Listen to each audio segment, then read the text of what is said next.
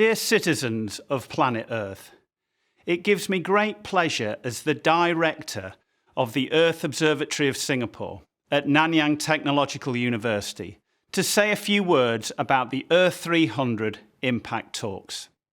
This is an important event for the future of climate science in Singapore and beyond.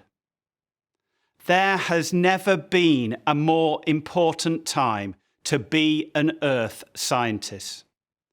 As the director of the Earth Observatory, I have on many occasions spoken about the existential threat of climate change and sustainability. I have spoken to fellow academics, from chairs to deans, from provosts to presidents, both at home and abroad. I have spoken to government officials, to industry, to businesses, to schools.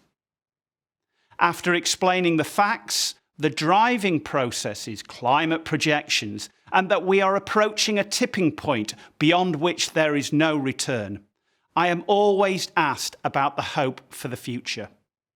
I believe that of all the challenges that we face, climate change is the one that will define the contours of this century more dramatically than any others.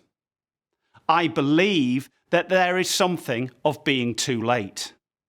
When it comes to climate change and sustainability, the hour is upon us.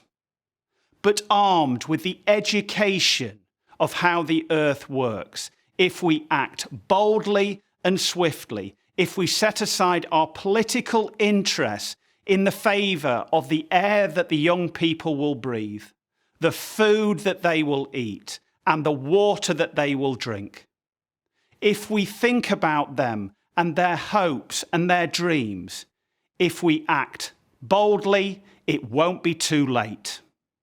Only then can we leave a world behind that is worthy of our children, where there is reduced conflict and greater cooperation.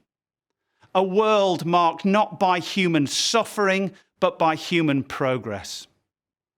Consider the role of Earth 300. A catalyst to inspire an era of climate and environmental innovation. The concept of Earth 300 reminds me of the mission to put a man on the moon.